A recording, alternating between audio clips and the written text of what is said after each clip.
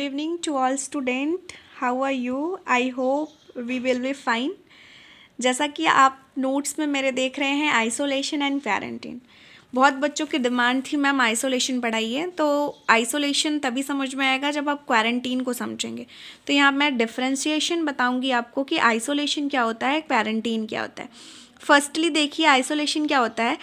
Isolation confirmation of the disease. Isolation में क्या हो जाता है, डिजीज़ को पूरी तरह से कंफर्म कर दिया जाता है कि ये पेशेंट इस डिजीज़ से क्या है, पॉजिटिव है।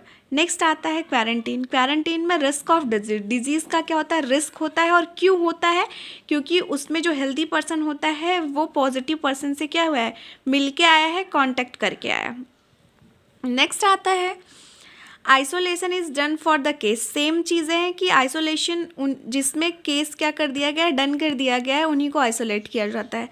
Quarantine is the done for the healthy contact. उन हेल्दी पर्सनस को क्या किया जाता है, डन किया जाता है, क्योंकि वो क्या किए हैं, आइसोलेट पेशेंट से मिल के आए हैं। नेक्स्ट आता है it's develop secondary level of prevention. क्योंकि इसमें केस क्या हो गया है, पता चल चुका है, कंफर्म कर दिया गया है कि ये कोविड-19 से क्या है, पॉजिटिव है, तो उनका डायग्नोस्टिक टेस्ट होगा, उनका ट्रीटमेंट होगा, तो वो कौन से लेवल ऑफ प्रिवेंशन में आएगा, सेकेंडरी लेवल ऑफ प्रिवेंशन में आएगा। और इसमें अभी कोई सिम्टम्स नहीं आए हैं, बस रिस्क है पेशेंट का, तो ये कौन से प्रिवेंशन में आएगा, प्राइमरी प्रिवेंशन में आएगा। नेक्स्ट आता है ड्यूरेशन। ये इसका जो ड्यूरेशन होता है कि आइसोलेशन में पेशेंट कब तक रहेगा, तो उसकी कम्युनिकेबिलिटी पे डिजीज़ का डिपेंड करता है। जितना ज़्यादा इन्फेक्शंस रहेगा, जब तक पेशेंट ठीक नहीं होगा तब तक वो क्या रहेगा, आइसोलेट रहेगा।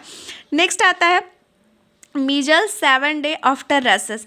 मतलब मीजल्स में क्या होता है, जो रेसेस होते हैं वो आफ्टर 7 डेज तक, तो ये मान के चलिए कि पेशेंट 7 डेज क्या होगा, इसमें रहेगा। नेक्स्ट आता है क्वारंटीन। क्वारंटीन में डिपेंड करता है मैक्सिमम उसके इंक्यूबेशन पीरियड में, क्योंकि जो मीजल्स का इंक्यूबेशन पीरियड है वो 14 दिन है। अगर 14 दिन के अंदर में पेशेंट को कोई भी सिम्टम्स नहीं आते हैं मीजल्स के, तो पेशेंट को क्या कर दिया जाएगा, घर भेज दिया जाएगा। अगर कोई भी सिम्टम्स आते हैं मीजल्स के, तो उसे आइसोलेट कर दिया जाएगा।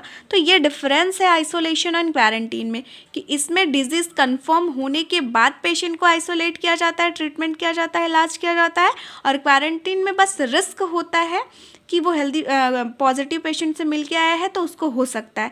तो इसे सेल्फ केयर भी, मतलब सेल्फ खुद को बचाने के लिए क्या किया जाता है, पेशेंट को क्वारंटीन किया जाता है। या लोग खुद से कोविड-19 में क्वारंटीन हो जाते थे, अपने फैमिली मेम्बर्स वगैरह से नहीं मिलते थे, ताकि उन्हें ना हो।